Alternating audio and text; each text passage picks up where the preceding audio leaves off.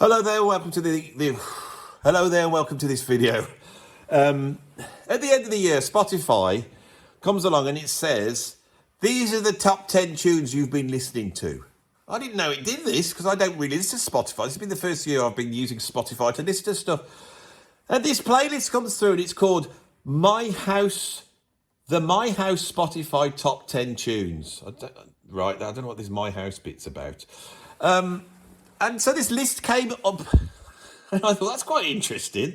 And I looked at it, and I thought, this is like the 10 best tunes of all time. So I thought my viewers might be interested to find out, not what I think are the 10 greatest prog albums, or the 10 best albums, or the 10 worst albums, or the best albums of 2024. They might want to know what I've actually been listening to this year. So this is 10 tracks. It's not albums, it's individual tracks.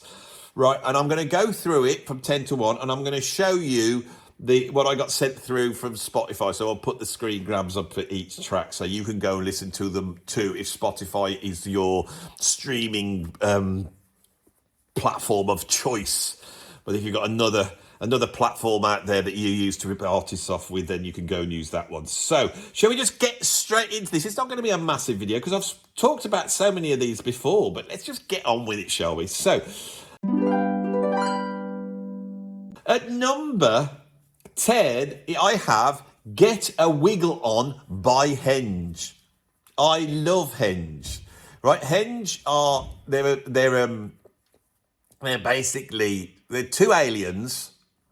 Then there's a guy that they picked up from Earth many millennia ago, and then there's this sort of spirit entity that manifests themselves as a human in human form, and that's the lead singer. And they travel around the universe, seeding different planets. And they seeded Earth many years ago, and then they returned back to bring a message of hope and of love to the Earth. And when they do this, it's always a wonderful thing. I've seen them live. I've got their albums. They're just an incredible band. They're the most wackiest, way out, funky, proggy. They're just a band in their own. And Get a Wiggle On, or Get a Wriggle On, is them at their most quirkiest and poppy. The drive towards destruction is strong with these creatures they call the humans. And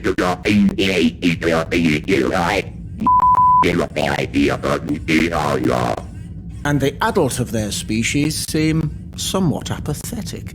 This is bizarre. Usually a life form this advanced would take responsibility for their environment. Instead, they leave this smelly mess for their young offspring to deal with. We should warn them. They already know. We should warn them again. Look! Set the coordinates for planet Earth! Ah, good idea, Nom. This youngilization serum might help us to blend in. Absolutely love this track. This is from the which album's this from? It's from now they've got a new album coming out this year. Now I've interviewed their lead singer, which was very difficult to do because obviously he had to descend close to the surface of Earth to talk to me via Zoom, which he did. Right, so which he did. And if you want to check that interview out, you should go and check it out, my interview with Henge. Brilliant. Get a Wriggle On by Henge, which is from the last album which I bought, and I cannot remember what it's called. This is what happens when I start talking about new music, so I never do. Right, so let's get back to the list. At number 9, I have got Like Sugar by Shaka Khan. Now this came out as a single with an accompanying video, which was absolutely incredible, with the people doing these sort of repetitive loop dance routines. I love the production on it. It's very poppy, but I loved it. And Shaka Khan, even though she's in her 70s, is still singing, at least on this record, at an incredible level, incredible voice. Shaka Khan is one of my favourite singers in history. And when she's placed with, modern production, this is what happened. She emerged with Rufus in the 1970s and came out at the back of that sort of post Earth, Wind and Fire funky, band thing. And then she started to make hit records, I'm Every Woman and all that type of stuff. And then she sort of teamed up with sort of modern production methods on I Feel For You, and came out with that sort of rapping Shaka Khan, which is right at the beginning of rap. And her voice just fits that. And here she's teamed up with an incredible production team. I don't know who they are, but this Light Sugar track is brilliant. Now, this came out on a new album, and the album is called Hello Happiness. And I have remembered what the Henge album is. It's Alpha Test 4. That's the name of the album. I know it come back to me. I've just seen it written down there. So, so this is called On Hello Happiness. And I was very excited when I heard this album. So I went over to listen to the Shaka Khan album, and the rest of the tracks aren't like this. This is a one-off.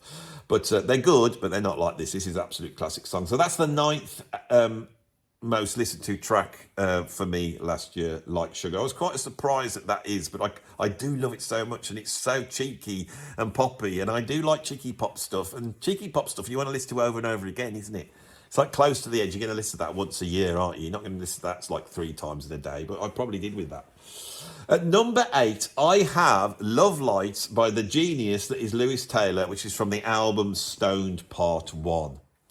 Right, so Lewis Taylor emerged out of the sort of neo-soul scene. He was like the sort of British hope for neo-soul. He emerged in the mid-1990s. He was a multi-instrumentalist singer, singing a really high voice, a little bit like Curtis Mayfield. He plays all the instruments. And then his first album came out. Everyone loved it. Elton John said he's one of the great songwriters that the UK has produced, which he is. And then he started his career up. And what happened was it started to be apparent that he was much more than just a very talented neo-soul singer-songwriter. He was off his head, a creative genius, and Lewis Taylor is a creative genius, and he starts to do all sorts of strange things. He brought one album out, which I think was Stoned Part 1, and then he brought it out again with all the same songs on, but done it in a completely different way. At one point, he decided to make a version of Trout Mass Replica note for note with him playing all the instruments. He delves into like the Beach Boys, into psychedelia, Hendrix, prog. He is something else. And one of the tracks he did on this album is called Love Light. And Love Light, being such a brilliant song, was covered by Robbie Williams. Now, Robbie Williams' version is good, but it's nowhere near as good as this track. And I feel that Love Light really personifies what Lewis Taylor is as an artist. So if you want to check out, I'd go and check that one out first. And he's able to bring in quite avant-garde elements, electronica elements, and that's what this track is like. It's Love Light starts off with this sort of it's always really weird electronic, almost like Aphex Twin, and then he weaves around that, and suddenly it turns into absolute beauty. Then he moves it somewhere else, and he's totally in control. Why don't you let me be? You don't know what you're doing. I am a big fan of Lewis Taylor. Love Light came out. Obviously, it made him some money because he was a writer on it. It was a Robbie Williams, a big hit single all around the world, I suppose. And with that, he disappeared off of the face of the earth. He just disappeared. All the tracks get taken down, and then he's appeared, and then he's disappeared again. And then he cropped up playing with some of the guys from the Edgar Broughton band. Now, I think he'd played with the Edgar Broughton band before he got famous. This is a story that I need to tell properly.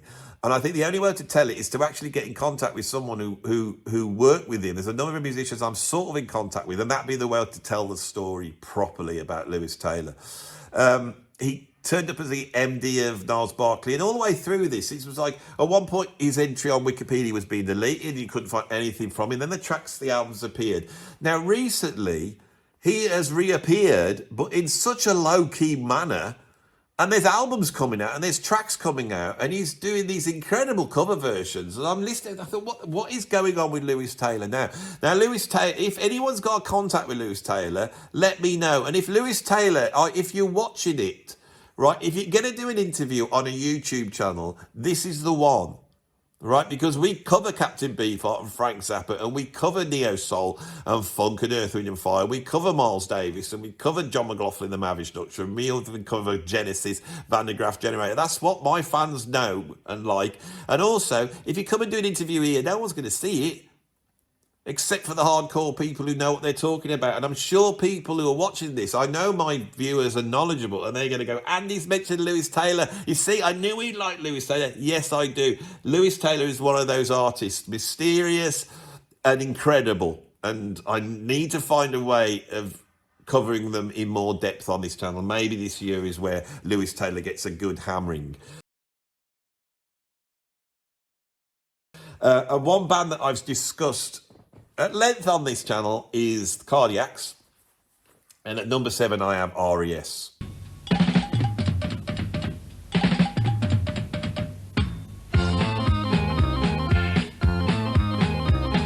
With that incredible guitar solo.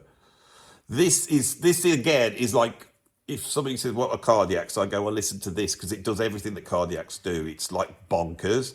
It's got this sort of catchy melodies mixed with sort of avant-garde weirdness, strange rhythms, strange stops and starts. It's got a video that they made, which is like this lo-fi sort of VHS cassette look, and they all look really weird on it, and it's when they're in their clown period, which is brilliant.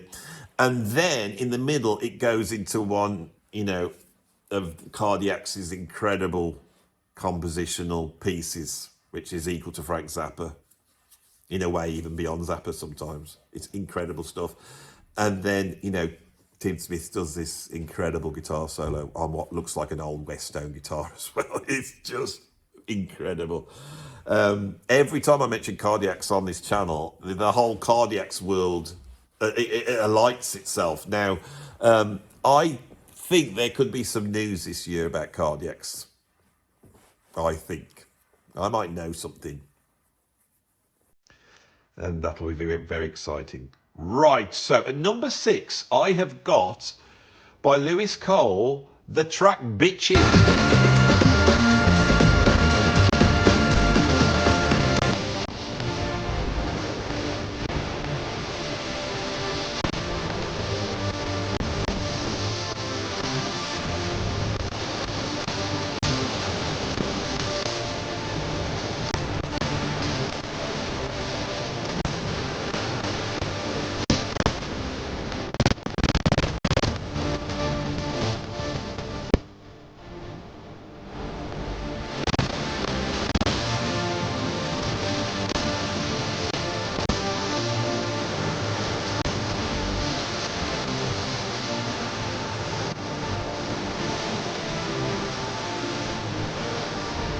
Now, this came off his last solo album, which was called Quality Over Opinion. And I wasn't too keen on it, but I really like this track.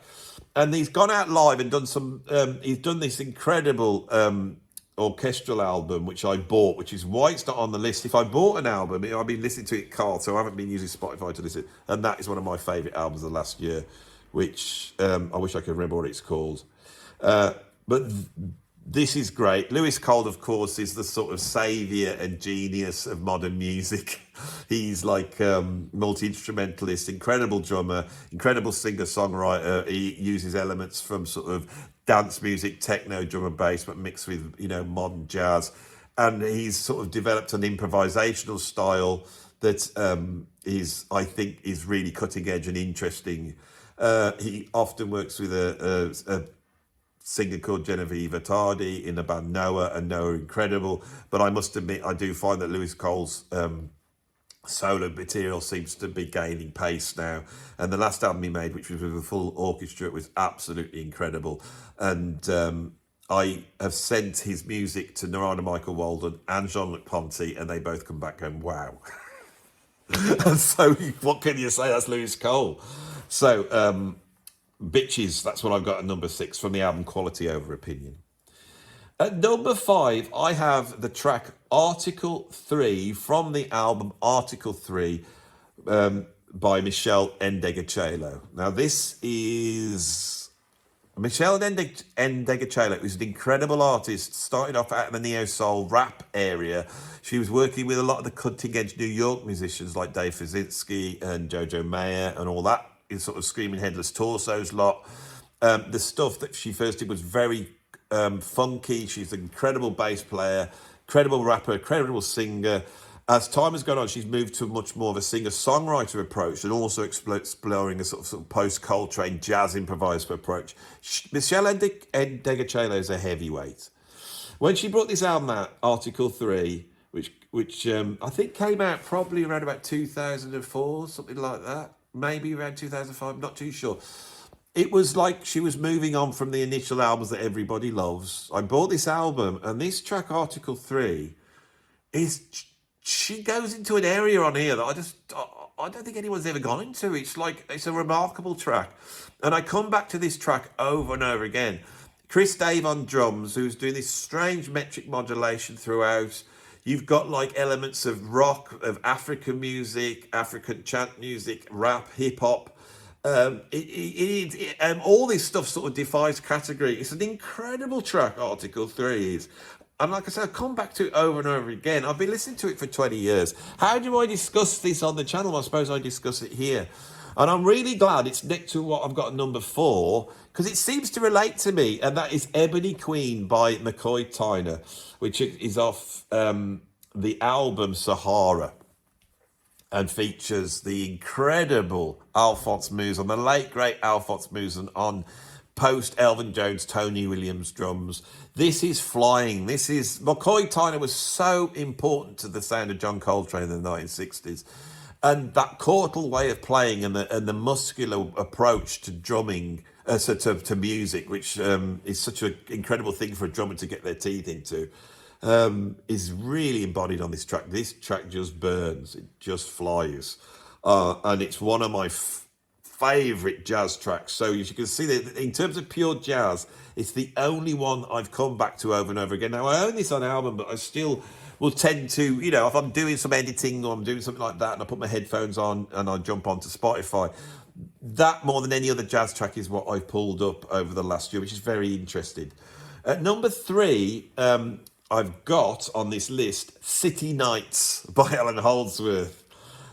It's only 2 minutes 33 seconds long. I have always thought it's probably 2 minutes and 33 seconds of the most incredible drumming and guitar playing and composition and everything that you'll ever hear. It's one of the most intense pieces of music. It's like having an injection of pure inspiration. Alan Holdsworth, of course, is off the charts always. Rick Beato managed to do a whole video on one lick that Alan Holdsworth plays on this.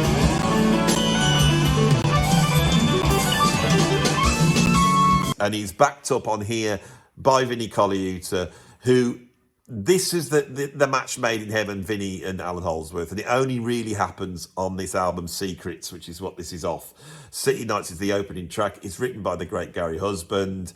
It's an incredible piece of composition. It's just almost like the perfect piece of music for me. Now I know for a lot of people, they find this stuff really difficult and they think Alan Holdsworth is all just cerebral and it's just technical and they think I'm appreciating the technique. I'm not. I genuinely am not. Holdsworth, for me, packs more punch emotionally as a musician than any other musician I can think of. Even beyond a Miles Davis or a John Coltrane, there's something about his sound and the notes he picks and his forlorn, sensitive personality that is creating at times such brutal music, but such beautiful music.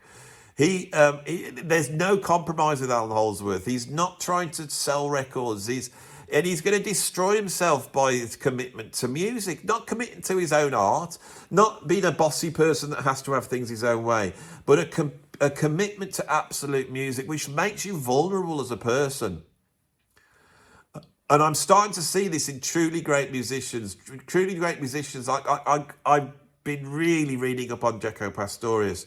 And there's one point where his brother said that Jaco he had so much music in his head, he would have to cover his ears. Sometimes he would tell people to shush so he could listen to the music he was playing.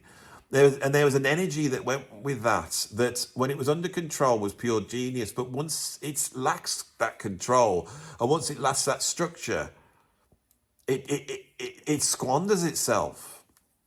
Alan Holdsworth did not come to the end that Jaco Pastorius did. Jaco Pastorius died at the age of 35 when he was beaten up by a bouncer outside some bar after trying to get into a Santana gig.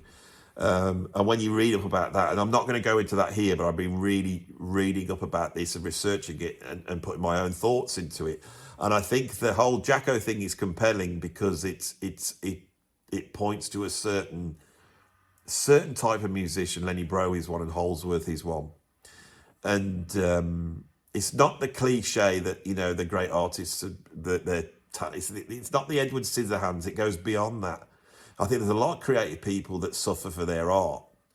But there's certain types of creative people that have a certain approach to music which is almost like stops them from being able to look after themselves, really.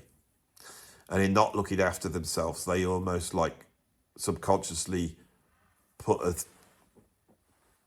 sign out to the world saying, can you please help me? Can you please help me? And this shows itself in a certain type of behaviour. And I think I can hear that in Jacko's playing. I hear it in the sound. It's in Coltrane's playing. It's in Lenny Bro's playing. It's in Alan Hollingsworth playing. And if you can't hear it, you can't hear it. But please don't think that this is just, virtuoso guitar playing. It's not. There's something in the sound. And City Nights for me is 2 minutes 33 seconds where he just nails it. It doesn't have to go on for too long. He just nails it. At number 2, I have Lead Boots by Jeff Beck. With Narada Michael Walden on drums. I've been listening to this track since... It was the track that introduced me to jazz rock fusion. I was a bit of a rocker. I bought a Jeff Beck album. I put this track on. It changed my life.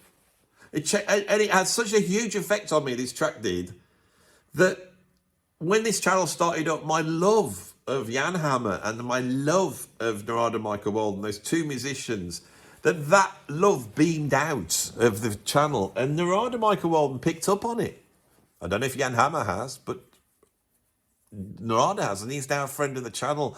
And that circle of my life that starts out in sort of my early... beginnings of adulthood, and what I see now is my sort of last gasp before retirement. That's where I see I am at now. And that whole meat and potatoes of my life, the adult life where I did stuff, I'm still going to do stuff. I hope I got 20, 30 years of doing stuff. But the structure of it is framed by Narada Michael Walden here and Narada Michael Walden there. And the reach that Narada had when he got in touch has really put me on a new course in life, which is a lot more positive. Andy, you the man, love you. I think if I'd have been doing this YouTube channel 10 years ago, the negativity and bitterness would have been far more apparent. But I've been able to take the bitterness that all musicians have at our age, and whatever level they're at, and turn it into the sort of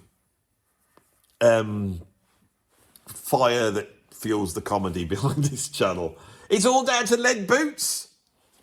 And Lead Boots, of course, with that LED, is the same spelling as Led Zeppelin. This is Jeff Beck playing, I think. It's Max Middleton composition, the great Max Middleton. I'm hoping we might be able to get an interview with Max Middleton. I have got the feelers out at the moment.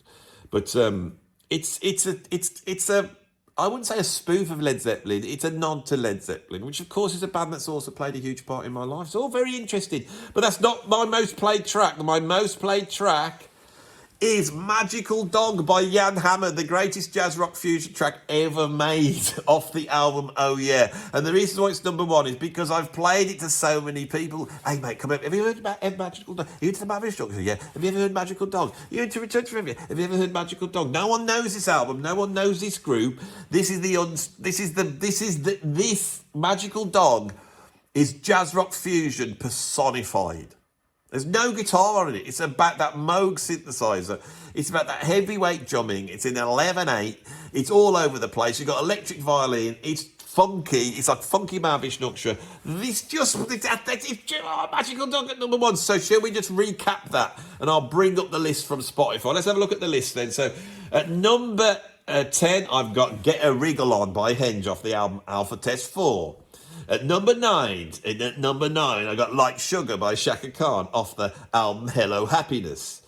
At number 8, at number 8, oh, this is rubbish, Andy. If you're going to do it, do it. You haven't committed to it, are you? So I just won't do that sort of top of the pops talk. At number 8, we've got Love Light by Lewis Taylor off the album Stoned Part 1.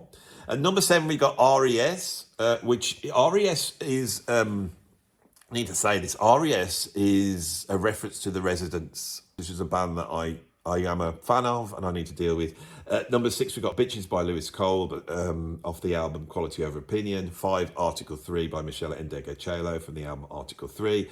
At number 4, Ebony Queen by McCoy Tyner off the album Sahara. At number 3, City Nights from Secrets on Hollingsworth. Number 2, Lead Boots by Jeff Beck, and number 1, Magical Dog by Jan Hammer. And I better get out of here because, you know, Madam has you know, the taxi awaits. So I will get out of here. Like it, subscribe to it. If you want to become a patron, they can become a free member or a paid member. And if you want to put some money in the tip jar, right, then you could go and do that. I'm out of here. Thanks for watching this video. I'll see you on the next one.